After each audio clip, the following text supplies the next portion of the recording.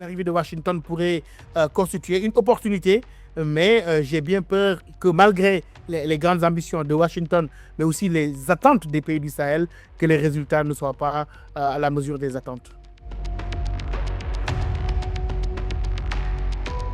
Les États-Unis reprennent contact avec les pays de l'Alliance des États du Sahel.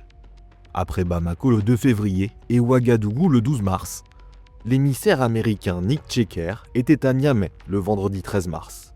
Il s'est entretenu avec le Premier ministre nigérien Ali Mahaman Lamine et le ministre des Affaires étrangères Bakary Yahou Sangaré. Objectif affiché, relancer la coopération sur de nouvelles bases et œuvrer au rétablissement de la confiance, selon un communiqué du gouvernement nigérien. Il y a des messages clés que les États-Unis veulent faire passer. D'abord, c'est la question du respect de la souveraineté pour se différencier d'autres partenaires qui ont été critiqués là-dessus. L'objectif affiché, il est clair.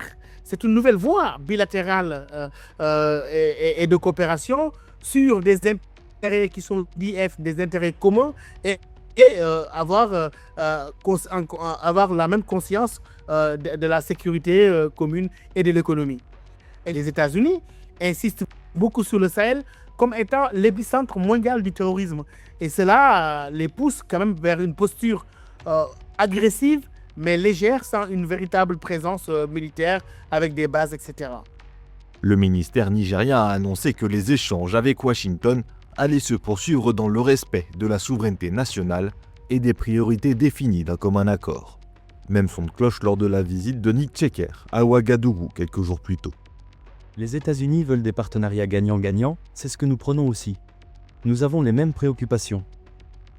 Il faut tirer les leçons du passé. Il s'agit d'aller de l'avant, de rétablir la confiance et de coopérer sur des sujets qui nous concernent tous. L'un des premiers objectifs est de renouer les liens pour accélérer la recherche de Kevin Ridaut, ressortissant américain enlevé en plein cœur de Niamey dans la nuit du 21 au 22 octobre 2025 et qui serait actuellement retenu en otage au Mali. L'ambassadeur malien aux États-Unis affirme que les forces de sécurité de l'AES font tout leur possible pour retrouver et libérer Kevin Ridaut. La reprise officielle des discussions entre les États-Unis et les membres de l'AES coïncide avec la réélection de Donald Trump après les coups d'État au Mali, au Burkina Faso et au Niger entre 2020 et 2023. Washington avait coupé ses aides financières, notamment sur le plan militaire. Ces tensions avaient conduit Niamey à obtenir le départ définitif des soldats américains de la base d'Agadez en septembre 2024. La manière dont on a vu les relations se réchauffer assez rapidement montre qu'il y a eu du travail diplomatique en coulisses.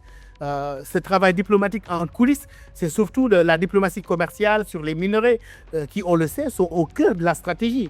Le passage marqué d'une aide moralisatrice vers une diplomatie commerciale. Et je vois que Washington n'a presque pas coupé court à ces relations si l'on sait que les États-Unis misent sur les minerais stratégiques et cela a aidé Washington à quelque part compenser la perte d'influence après le retrait de cette zone-là. Pour Niamey, Ouagadougou et Bamako, c'est surtout l'occasion de sortir de leur isolement à l'international. Une coopération gagnant-gagnant dictée par une doctrine commune, celle de servir ses propres intérêts nationaux. America First d'un côté, AES First de l'autre.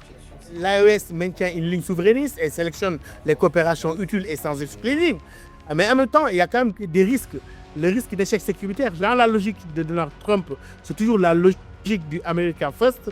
L'Afrique reste périphérique et je crois qu'on risque d'aller, si les circonstances évoluent ou en tout cas lorsque les intérêts vont changer, d'assister à une forme de réduction d'engagement permanent. Les Américains, en quelque sorte, dans cette période difficile pour les pays de l'AES, arrivent à un moment où ces pays-là avaient besoin d'une forme de pont, en tout cas, pour renouer avec la communauté internationale.